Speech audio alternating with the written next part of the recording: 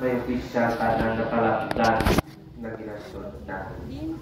Sa bustugid ni San Gregorio nga mabutang ang tanan sa kagmaplastar ang tanan sa mayan.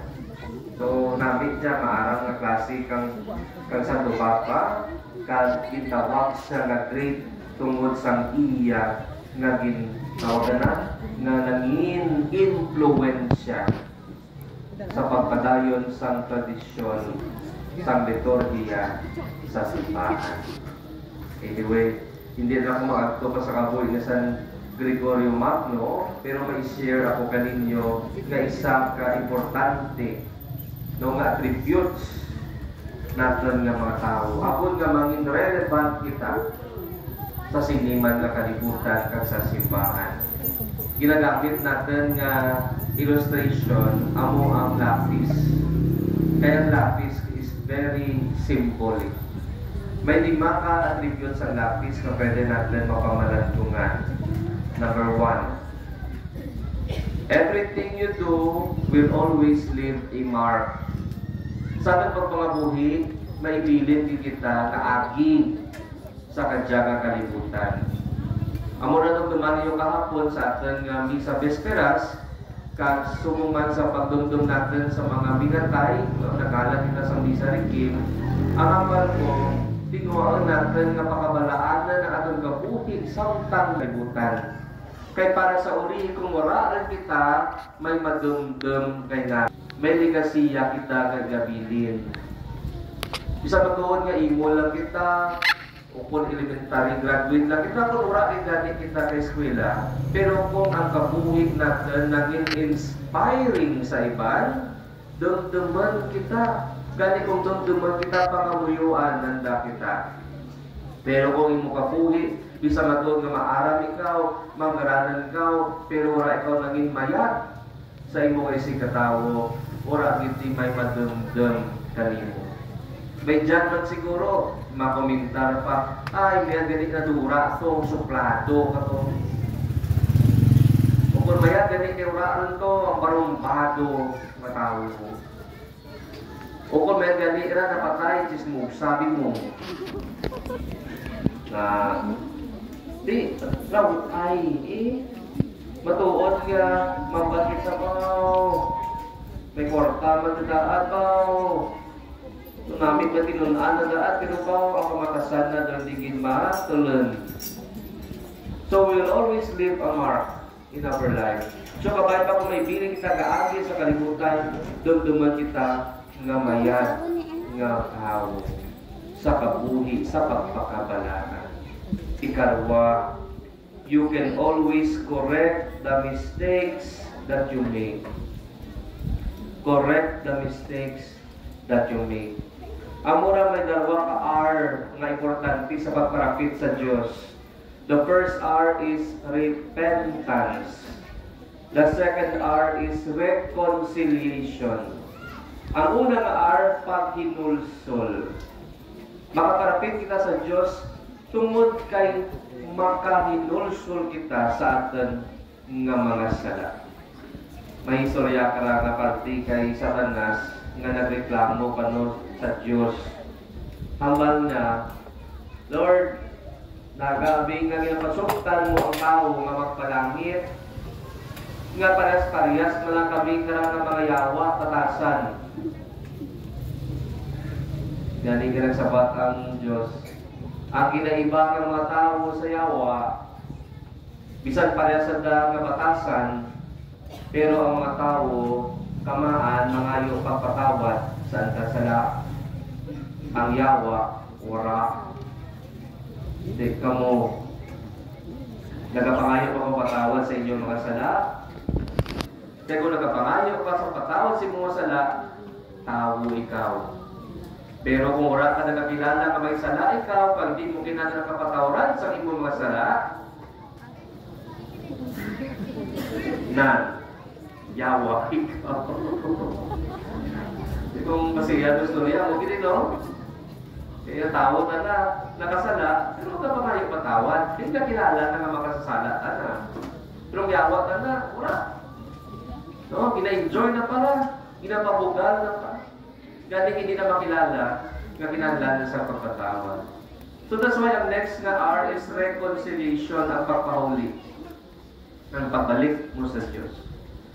Balaan mo, di ba lang ng Diyos sa iya ng mga ebanghelyo na talian natin, sabi na, let the little children come unto me. Pero actually, symbolic ra. Bagka na po, di mga kabataan, nagagmay ang maparapit ka na, kundi ang tanan na anak niya. Let the little children come unto me. And you can only come to Him if we remain humble and little. Kung kamaan kita magpaupos sa atin nga kabuhi. Na nung duman yung pa-istorya ko man sa mga misa to. Pero may isang bata kano, nangalan na Francisco. Sa kadlaw, pag-abot na sa eskwelahan, nakibot ang tanan, ang anak na ID, may nakabutang third. Galing namangkot ang security guard, Francisco, ano na naimo ka dyan? Nagangag-islam mong ngalan mo. Galing mura nagsabat na yung bata, naginom lang. Kapag-abot ka sa classroom, ang mga classmates na, nagapinamangkot, Francisco, nagangag-islam mong ngalan mo sa third. Nagpabunyag ikaw, Iwan. Ang sabat ni Francisco, mga classmates, mga manong guard, mga tatuod lang, amo kidyang ngalan natin tanan. Third, kung tingala sa dati, sige, expect ka rin naman. Kaya nasabat na yun ang bata, amal na, sunod kay gintudlo kay natin, kang atong gilikanan, that God first, you second, and I am third. God first, you second, and I am third. Ang matulog nga pag-focus, nagkilala ang Diyos ang pinaka-importante sa tanan. Kadang imo isig katao lapaw pa sa imo kaugalingan. Kani kung kaysa, kinari-arrange natin, no? Ginauna natin atang kaugalingan. Bangon kay ginauna natin kaugalingan ang Diyos na kapanahon rin. Kung kaysa, worst pagit ang Diyos, ikatlo pa nga opsyon. So kung amura ang imo nga tawag sa nga kinakabuhi, ti laban-laban, mangin self-centered ikaw. Katungod kay self-centered ikaw, mangin selfish rin ikaw. So ang selfishness ang nakaparahit kanimo nga magbalik kag magparapit sa Diyos. Number 3, what is more important is what's inside. Ang lapis na lang bisa natin kagatra sa kaagi pa, go lang ng go. Kita yung mga lapis ng mga bata, puro may kinagdan. Mangunggol, no, puro lang may mga agi kang unto. Pero importante, basta nag-aagi pa, go lang. Kaya importante matanan silid, maganda ng sakwa. Parehas pala kang istorya, kaysa kamalang mga mabuot at mandaan. Galing sa adlaw, napakita ang anghel ka na, hambal ka anghel ka na dula, may 5 ilang ikaw katuig nga bilin sa kalibutan. Pero ang good news, Lula, may 5 million man ikaw nga batunon. Bago may pensyon ba? Nanikilipay malaki, sige lang, ano maramay 5 years git lang. Pao ang malam, pabato na sa 5 million na rin sa anghel, nagagto sa salon, nagpariban ng buhok na. Kabal na kay Ricky Reyes, Ricky, para may amaping buhok ko ka dyan, no? Napaglansi ka buhok na, pariban ka yun, no? Namin buhok na. Paglantaw na sa espiyo, motor na nagabagay ang aking yatsura. Kaya nagsaylo sa piyak, nagsaylo kay Dingy Bello. Advertisement na rin, no? Palang puwasan ka lang, makita-madali ikit. Kaya mo to, pakita na ito kay Dingy Bello, para pakitaan ko matsura ko para magbagay sa buhok ko.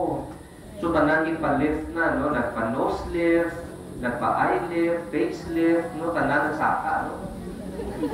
No happy people, natsura. No? Tapos ang bala to, namin mga itsura ko, pero ang lawas ko, no? Wala nagabagay. Gani nga gipadugangan ng duluwagan, gipabuhingan ng buruhingan. Hindi na kita mato sa detalye, no? Gani nga, ipay na. Bala, rakto pabili kwarta ako. Gani nga sa ino, iman dito sa piyak, may mall, nagbakal kang terno. No, terno nga bayo, terno nga bestida, terno nga sapatos. Okay, para kayo nyo ng kulang sa mga forma. Bag. Kinala may bag ikaw. No, galing nga. Nagpili kang pinakamahal na bag. Anong pinakamahal na bag man? Louis Vuitton, Dior, ano pagit? Hermes. No, Hermes, no? Hermes. Ano pagit? O, sige, kung ano lang yan. Basta hindi si Kusana, sigurado kita po, no? Galing nga. Pagpakal na katakang bag. No, siyempre kung basta mahal baka ninyo, magkapag ka mo, kamuhan nyo ka dyan. Para makita ang brand. Eh kung piki, panuga lang, patuwa sa buli. Magpanapanaw ko. Kung baratuon dyan lang na. Pero kung mahal ang mong hindi dyan, para makita na ko, Louis Vuitton. Galing nga, wow, sakta ka pa na palo sa dalan, pero kumaan may bus. Tabunan na tsura mo. Pinagyan kang bus. Boom! Patay. Yan yung pag-abot na sa langit. Reklamo dahil kay San Pedro. San Pedro, may istorya ako sa Diyos. Hambal naman natin 5 katuwid. Yan nga, nagama San Pedro. Sino ikaw? Aman na ako sinula ito. Wala may truguan yung 5 kamilyon, tapos 5 makatuwid. San Pedro lang, kaya ko ulo na. Ano oras naman ko kilala ka? Hindi mo ipabayaan mo kailangan mo buwan ikaw ang bus. Pating langit, hindi nakakilala ka na. Kaya tanang pang-islan na, itsura na.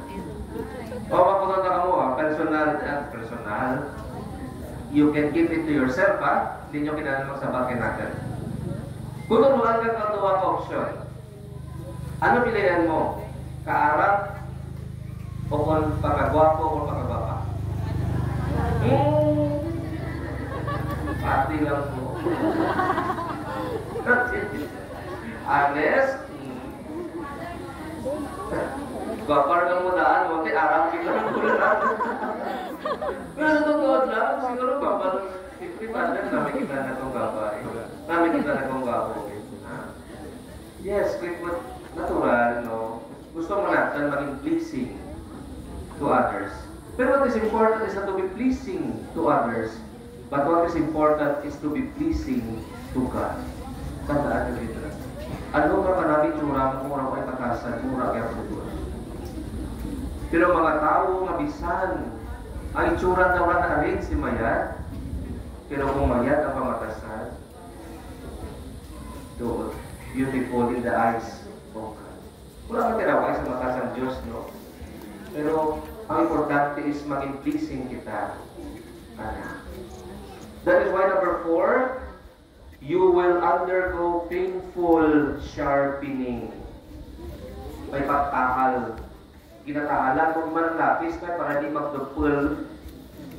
Gani kung ginatahalan mong lapis, mas mangin ang tanak panglas pagit. Sa kabuhin natin may mga challenges. May eskwela ikaw, hindi man ang time, pirimilang nami score mo, pirmi nami ang imong nga mga tawag sa results. Isa lagi ka sa kabudlayan. Sa kabuhin natin, among na, there are times that we are happy, but there are also times na matatsagan natin ang mga kasakit, mga pagtiraw. Pero mga challenges ka dyan, mga pagtiraw, they are part of sharpening our lives. Ginatahalan kita para maging mas panglas pagin kita sa pagpangabuhin. Kumurang ang wisdom balay tawag ka mga malam, no? Mamba kita mga malam, puno sa kaaraw, tulad kay Rafa sa mga challenges na ginalihan sa kabuhin. By the way, sa naligan nga adlaw, may isang kabata na mga kontinatan. Ang banda, Padri, nakamisa ako sa pesta. Nakapangyayari, Padri, raket na ang tao sa plaza kung gabi kaysa sa tao sa simbahan kung aga. So nakibot ako kang ana na na observation. Makutuod, no?